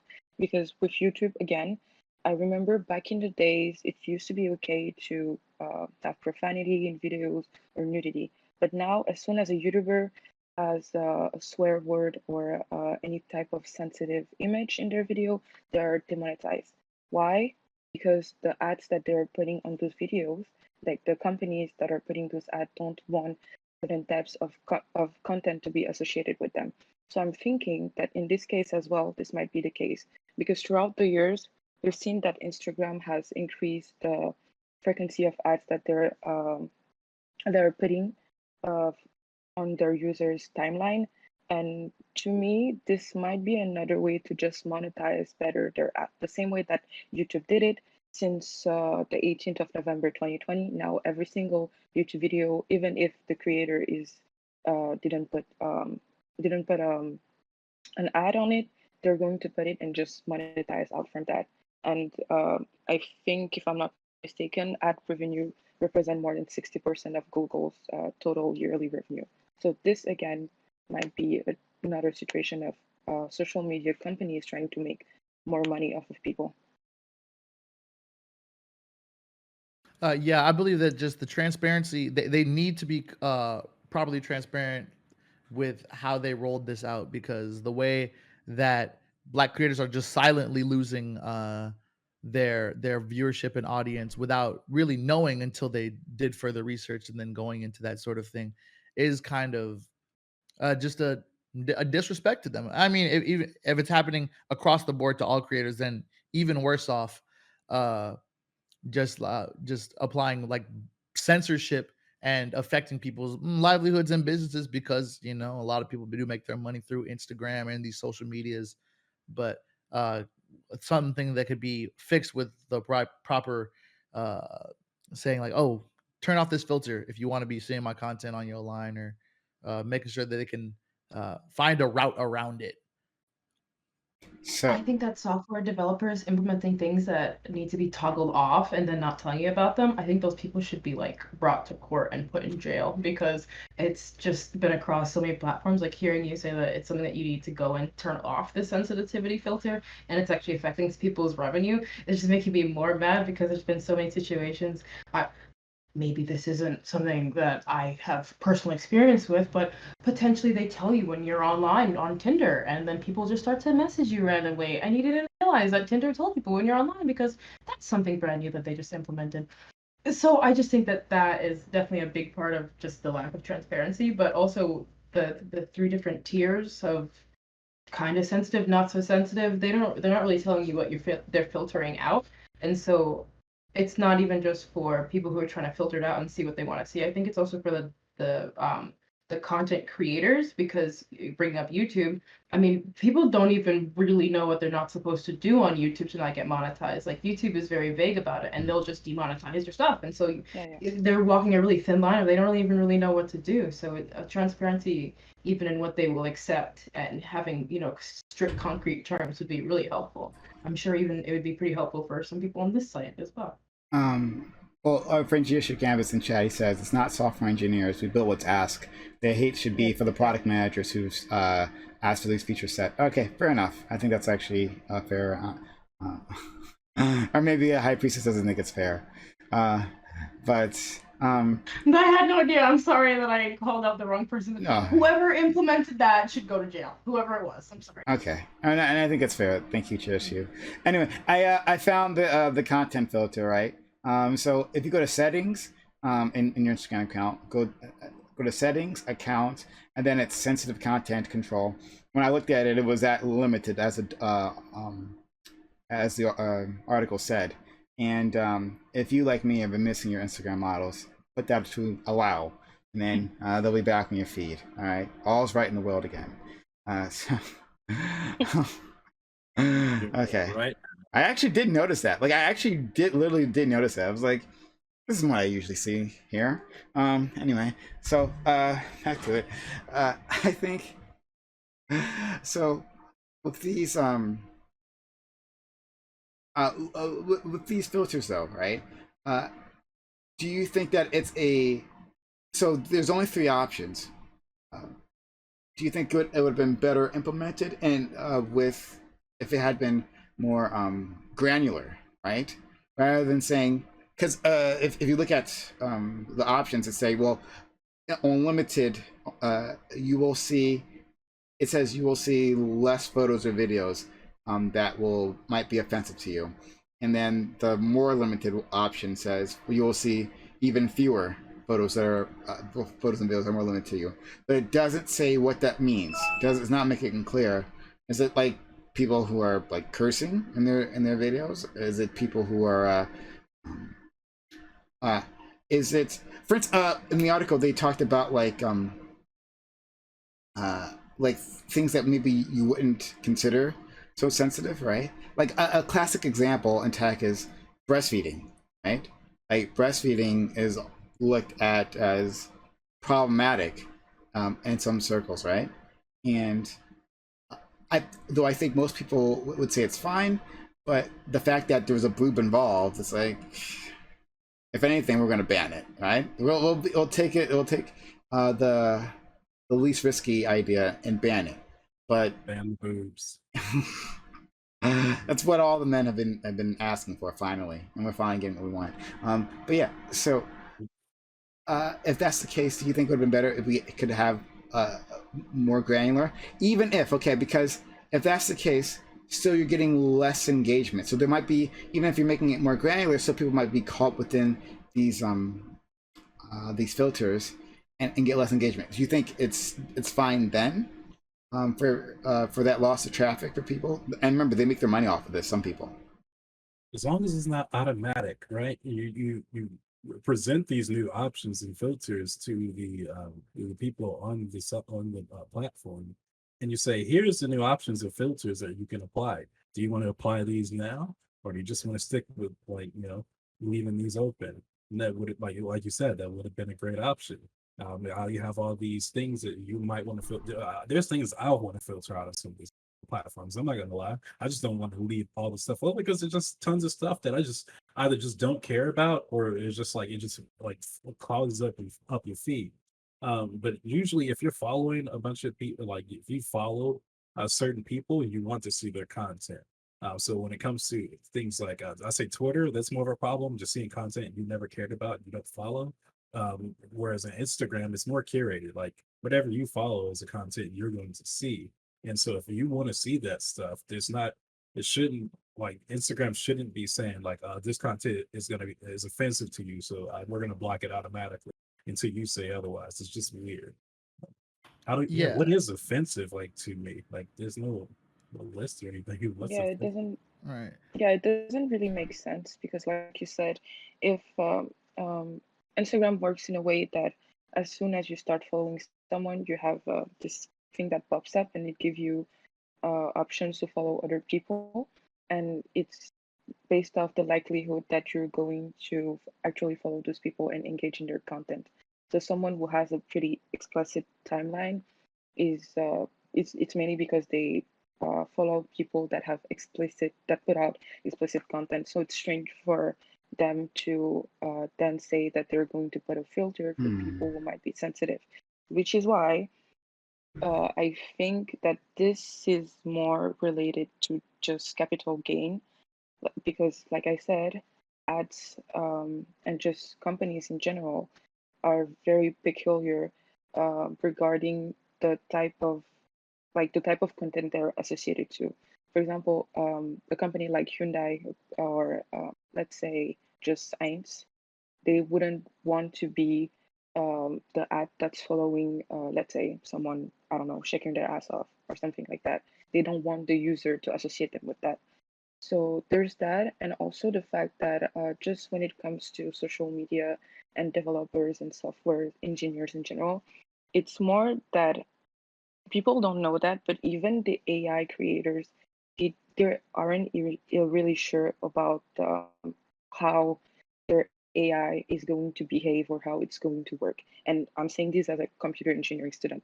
Sometimes you create an AI, you put some set of rules, you put some conditions, and it behaves in a way that's totally unexpected, which is what's happening right now with the YouTube algorithm, with people having recommendation that they don't even understand. And I'm pretty sure that even the people at Google don't know why their AI algorithm is working this way, because AI is pretty much you give them data, you give them instruction, and it just puts out a result that you absolutely cannot control. You can switch it left and right in order to just arrange it, but in the end, it's pretty much a little human being that you just created. Yeah, when it comes to YouTube, I've been getting recommended videos from like 10 years back that Exactly. make Hmm. no sense. Great videos, though, but like Yeah. it's just like, where the hell did that come from? Like, I don't even follow anything close to this, right? Why am I watching like people like cultivating beehives and things like that? Like, I don't like mukbang videos that come out of nowhere and I have no idea. Like, I don't follow anyone like this. So where did that recommendation come from? And that's it's been like YouTube is getting weird that way over the years as like the years go on. Like it's like before I can remember earlier where like all the content I had like they pop up on my feed was just strictly anybody like I subscribed to.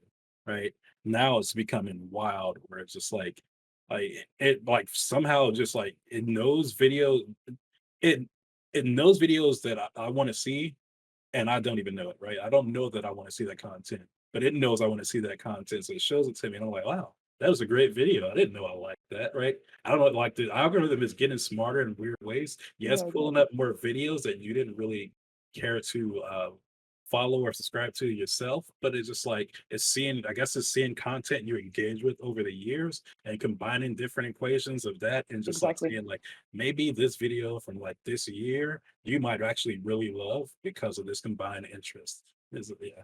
Exactly. That's exactly how it works. It's just a bunch of calculation. And the more you click, the more the algorithm learns about you, the more it can predict what you're going to like.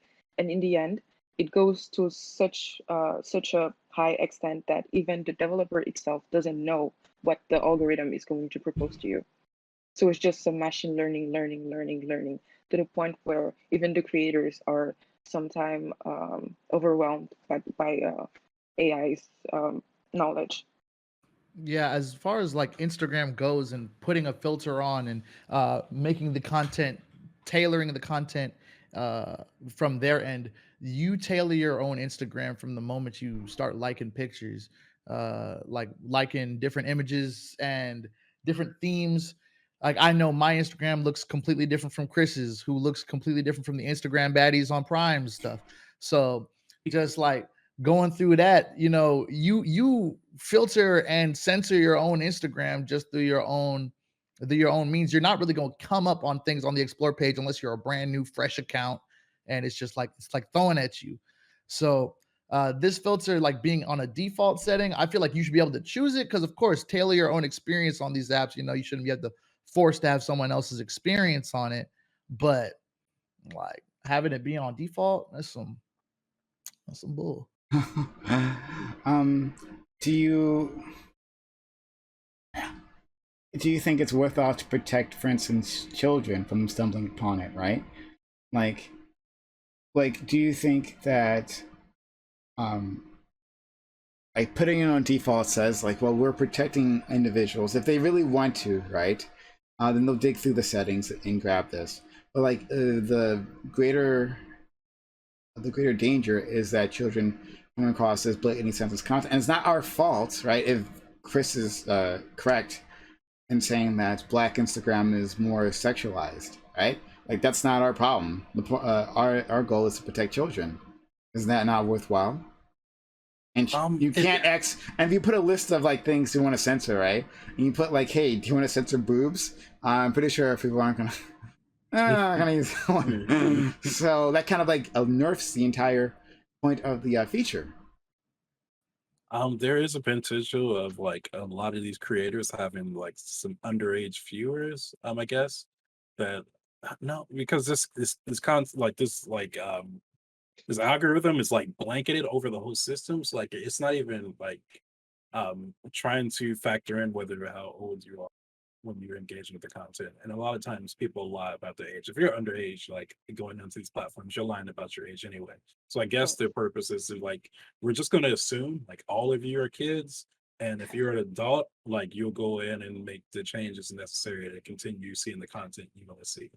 I think it's pretty fucked up, and they should do more with trying to mitigate the young people that come onto the platform, right? Maybe create a whole separate platform for people at a certain age range, like they do on YouTube. So they tried that. So that what you just said is that either, I don't want to gut misinformation, but either they have proposed it and people have been shooting it down, or they've actually tried to implement it. I think maybe they just proposed it. But the idea of creating a separate Instagram. So what people said is that if you do that, if you create like Instagram for teens or kids, right? Well, then that's where all like the child predators would be. Like, oh, I know that's this. I don't have to guess this account is a young kid. It definitely is. Well, I'm place to be, right? Yeah, as far as protecting the children, like on Instagram, there's nothing you can do to really, as far as like an app or someone that's not the kid's parents or guardians, like nobody, even the guardians themselves, like if the kid wants to be on an app and see the Instagram baddies that Prime looking at, they're gonna do it. Like they're gonna do it. I was on Omegle in middle school. Like I had no business being there. Like there's nothing you can do to stop it. Most definitely. If you're just trying to stop people from seeing content, specifically kids, the only people you're going to stop people from seeing booba on Instagram is like grandma. Like grandma's not going to know to go into setting and change it. But I mean, Jimmy's 10, he can read. Like he can read, he can say go to settings. I know what sensitive means, and I'd like to see that, right? Like he's going to change the settings. Yeah. Everyone's going to go and change the settings. I would say that it's definitely more of a Republican point of view. Like it's just it's in their hands, you know what I mean? It's just up to what mom and dad are gonna do. It's not, but they are implementing something to protect the kids in terms of like keeping predators away from them. And I think that system, what they're trying to do is, helping keep, predators away from interacting with children, seeing who children are on Instagram, and like messaging them, commenting on their posts and things like that. So I think that their approach to protecting kids, or their new approach, it seems a lot more comprehensive than this approach of just like hide all the yucky stuff, which I think is a lot more about like advertising and the image they're trying to keep. And I would say kind of go with the TikTok route and just like pick an image and go with it, because TikTok can just take your shit down if they don't like it. And I think that Instagram should do that instead of just having this vague system of like, well, you might not like it, so we might not show it to you. I don't understand that. Honestly, I just think that if it's about protecting children, they just don't care, because I'm pretty sure those billion-dollar companies, they don't care, really, obviously. Even with YouTube created YouTube Kids are still using the normal YouTube, and there are still children that are on the normal YouTube. They just did that so that they won't be sued, and they won't have any liabilities when people are going to ask them about uh, child predator targeting children. They can just be like, oh, but we already have a age restriction. We told people that you had needed to be this age to use it. If they lied, well, that's not on us. So I guess if we created a separate Instagram, it would just be a PR stunt. But yeah, this company don't care about kids. Obviously, TikTok as well. I think in 2020 they put an age restriction for you had to be 13 plus to use TikTok, but there are still underage people under the age of 13 that are using TikTok, and they're not doing anything about that. They just put that so that they won't get sued. That's it. But So, they don't really care. but well, first of all, I disagree with you, High Priestess, when you say it's not gonna protect anyone. Like, I didn't know about this until today. You didn't know about But this. No one. were you protected though? I I think that I mean, I was Prime, you were shackled. I was shackled. You were locked up. Yeah, I looked at that feed and I'm like, wait a minute. they were trying to oppress you, Prime. I think that a better There's- implementation of this would You have made couldn't an see the nice announcement. ankles and the nice I couldn't tits see the anymore. ankles that I'm used to seeing there. Yeah. But the point is that I'm a person who is tech savvy, right? And I didn't know. They're saying that, well, little Timmy will find out. I mean, I'm sure some little Timmys are going to find out and like, oh, I just have to do this. Okay, great, sure. And then I can search for this and find that. Okay, I'll do that. But but it's an extra barrier, right? So when I don't know. This is a premise of It's just to sneakiness, protect though. themselves. That's it. It's if Yeah, a that's young just kid sneaky. wants That's to not see actually ass, he's helping. gonna see ass. Like that's just it. Like Well- it's just to protect themselves. To be like, oh well, we told you, nigga, we told you. If you did it, that's on you. but hold on. But okay, you're saying that it's just a CYA move. Okay, sure, but it's one that could. So I guess what we need to establish is it worth protecting children from sensitive content to begin with? Is that a worthwhile thing? Let's start with there. No matter what the platform is, no matter what the situation is it worth protecting children from sensitive content? Okay, I'm gonna be. Maybe people might disagree, but I mean, if I had a kid under a certain age, I don't think I would necessarily want them to see certain things that they might not understand. So yeah, that might sound a little too burden, but I mean, I don't know. Like a 4-year-old should not see the same thing as a, let's say, a 16-year-old. They're still underage, but it's different stages of your life, and yeah. My But that's 4-year-old's just me. my 4-year-old's not gonna be browsing Instagram. Yeah, I but- won't even let them have Instagram. Right. So then I would Sure. say that if you can, then you should. But if you can't, then you shouldn't. It's an approach of like, is it actually possible? Are you actually protecting the Coomers from cooming? I didn't. I mean, Prime got back in there, so it doesn't really sound like it. But like I said, I feel like it would be a more transparent way to just have when you open up any other app, they tell you, hey, we have this new thing, this new policy. They should just say that. And so if there are parents who use apps with their kids and find out that there's this new thing that they have, then I would say that's a useful tool for parents. But I don't think you're actually going to protect kids on Instagram from seeing booba. I just don't know if it's possible unless you stop allowing booba to be on Instagram. I think It's that just like kids are even gonna be traumatized by booba. I mean, they were fed by that. The only people that are offended most of Indeed. I That's remember way back of when. like, oh, is it worth it to censor this content? And I would say it's worth it if it's content that needs to be censored. I guess maybe not booba is the content that needs to be censored, but even just like gore or violence. yeah, gore. Yeah, exactly. Gore, violence. I don't know. Yeah, I remember I once saw a video back in the days in Facebook, someone getting beheaded, and I had nightmares for a month, and it I couldn't eat for a couple of days after seeing that video, and it traumatized me.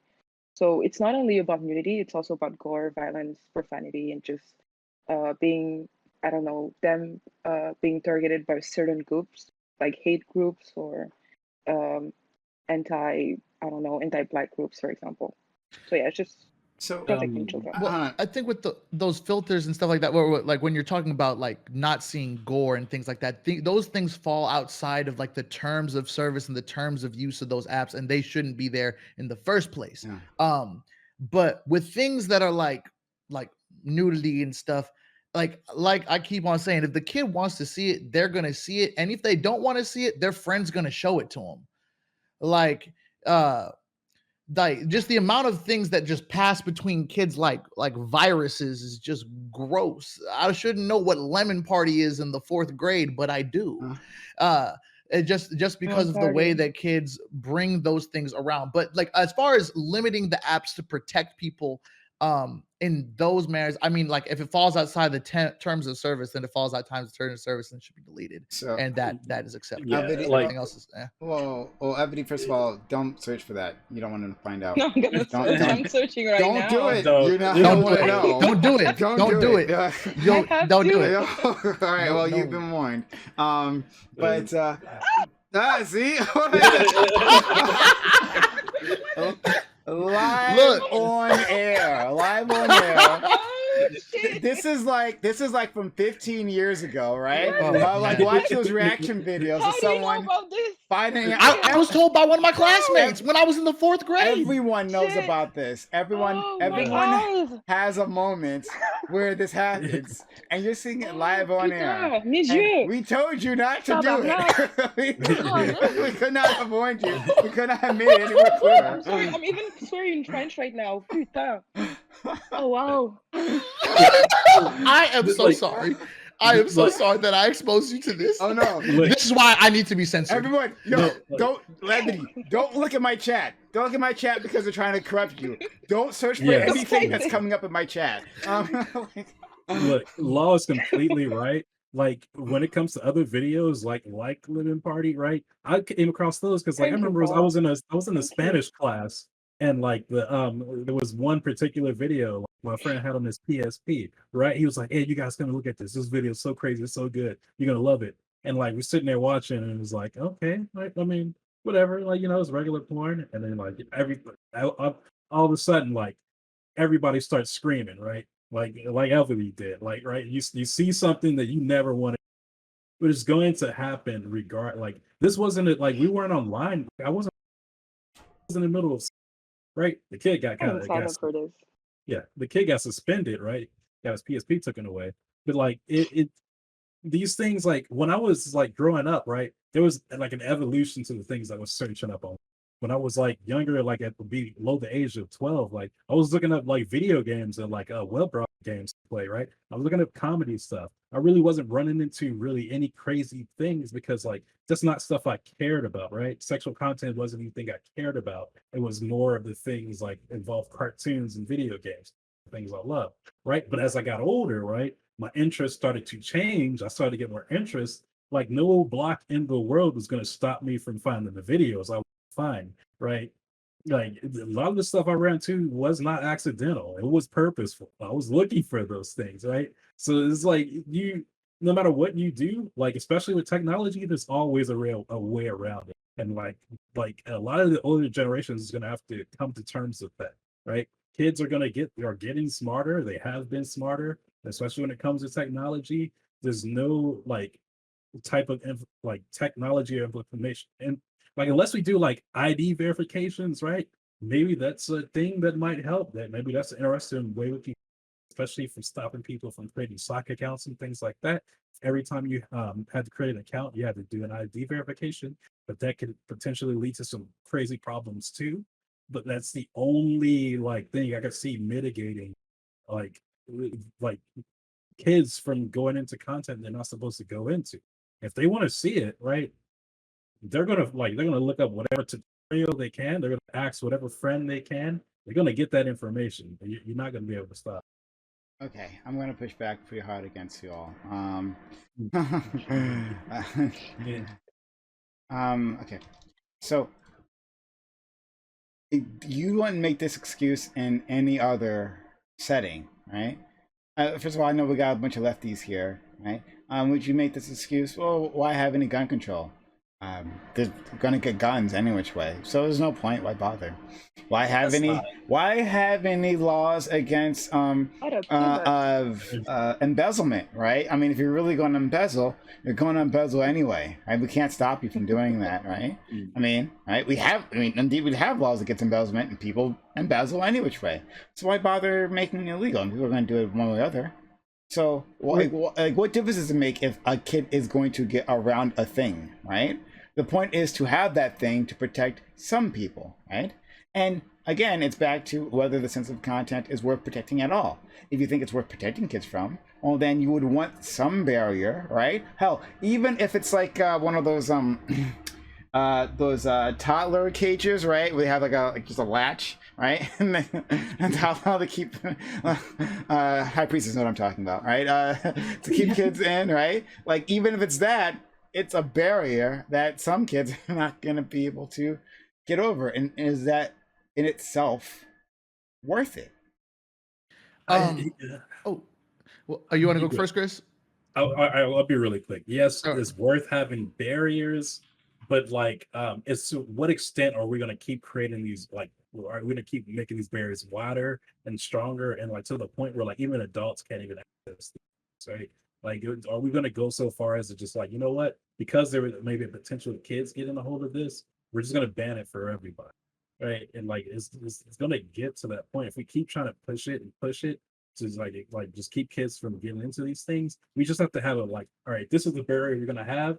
And if like kids are smart enough to get past, if a kid is smart enough to get past it, then like there's nothing we can do about it. There's only so far we can go before we start infringing on adults' use of the system.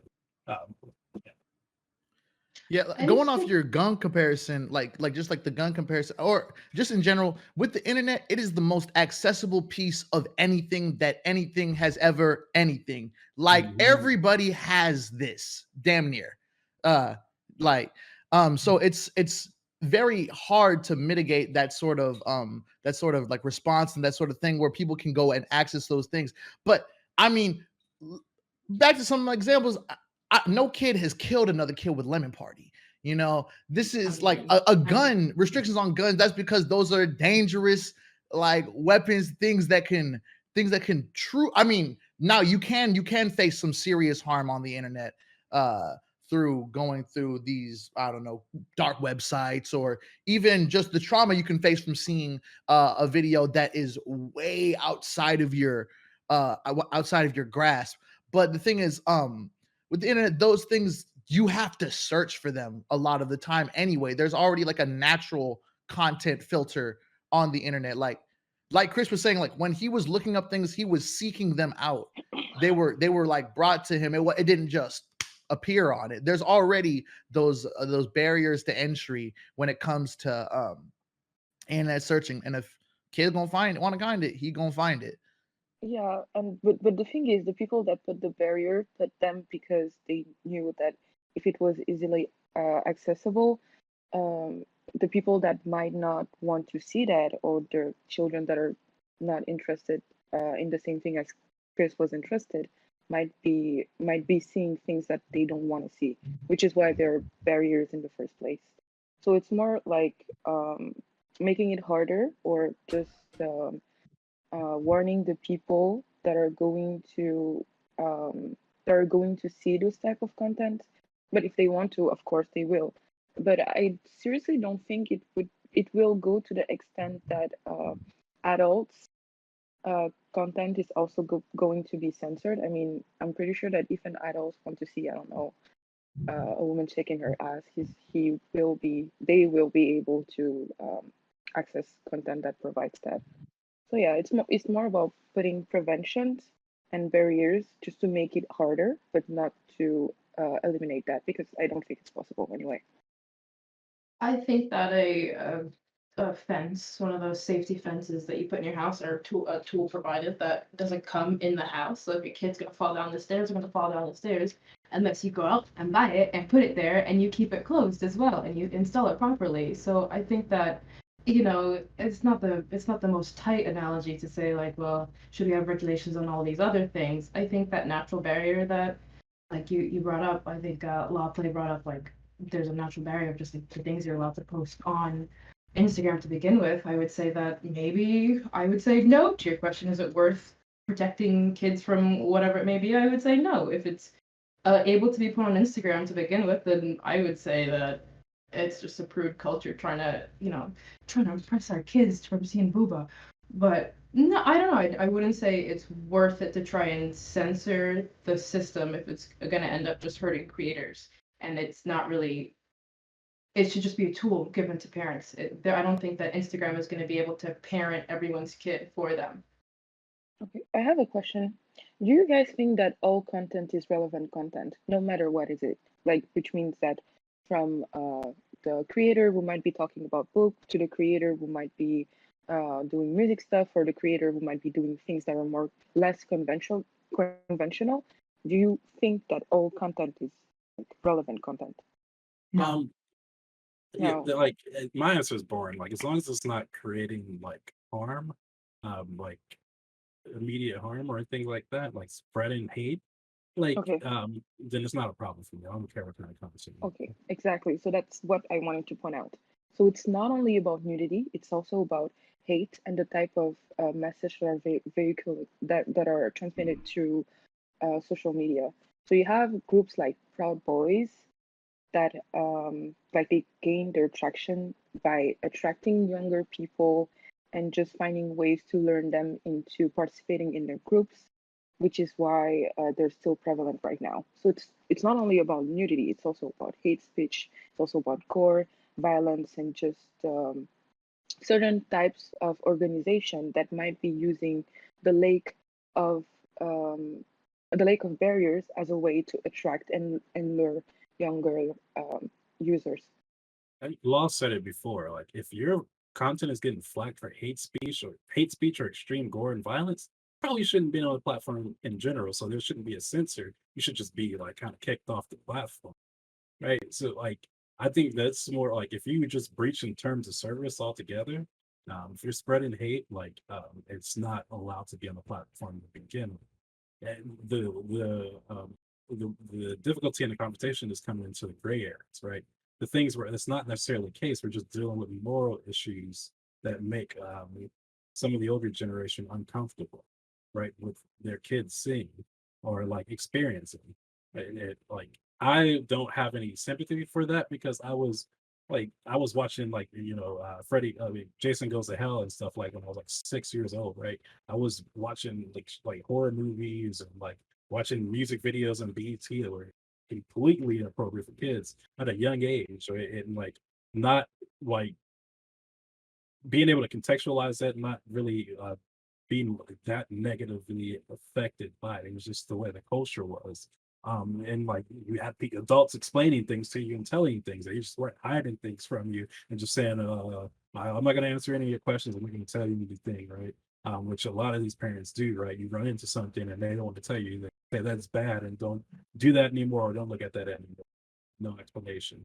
Whereas I had that as a kid, so I don't know the experience of a lot of these parents who just don't want to engage with their children when it comes to certain content that they might run into, right? A lot of these parents don't want to have to explain these things, and that's for me, it's on them. Really. So, Um, right. some things are just inappropriate, but I think that well, Oh, they I think are? Well, that then we so need a content filter for that. well, I would say that in that case you would just need the content filter is good parenting. How are we going to turn off BET or whatever it is? We can't just turn off MTV Music Awards. Like how we're talking about censoring content for adults. I think adults should be censoring the content for children, and these private companies need to create a position and create a stance. And I understand it's a private company, and you can't always explain all the decisions that you make and that you have.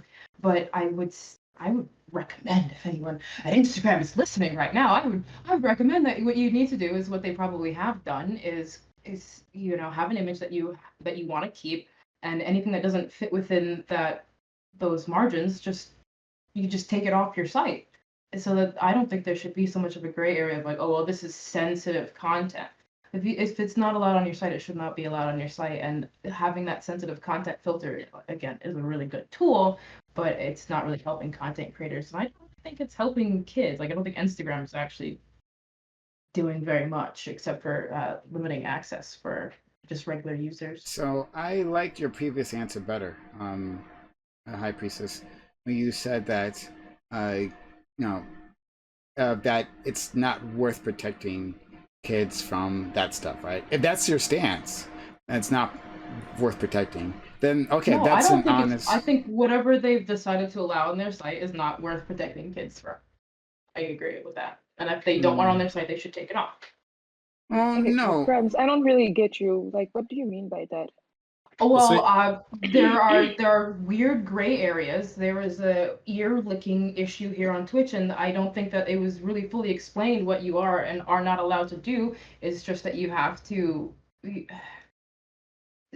Things are open to interpretation, and so if someone's interpreting this as something that could be harmful or it could be outside the lines of their TOS, and other people might interpret it as not being, I would say that they'd have to just come up with a stance that they have, and if it falls out, then it falls out, and if it's inside that line, then I would not say that's something that you should protect kids from, and that's up to Instagram. And that's also up to parents allowing their kids to use Instagram, because I know that there are parents who have like the settings on the TV and there's certain channels that you can't watch. My cousins couldn't watch, I think it was Cartoon Network, because at the end of the day Adult Swim comes on and their parents didn't realize that it was literally two different networks. So Cartoon Network was banned at their house, and that was through the parents, obviously through the TV. The TV didn't shut off at Adult Swim time. So that sucks. yeah, that does suck. But so you missed out on some good stuff, right? But so there are plenty of things that could be on a site that could be allowed that could still be problematic, right? Like, for instance, like, and it's not directed at kids, but like anti-vax information, right? It was allowed until they recently cracked down on it. But like, run with me for a second. It was allowed, and like there was no way to block it, right? And sometimes these things will come on your feed any which way, right? So like they actively try to test you out and push you in these directions. Like that's how it works, right? Something that will cause some sort of outrage, some sort of reaction. Even if you're not an anti-vaxxer, if you see anti-vax material, you could react to it by like clicking on it and being like, oh, this is bullshit, and then sharing that to someone else. Hey, isn't this bullshit, right? And then it's like, oh, you want more anti-vax stuff, right? Oh, sure, I'll provide you with that.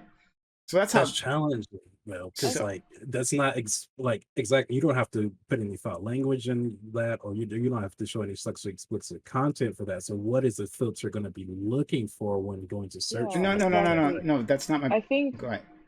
Well, that's yeah, I think the reason. right. You go. You go. No, go first.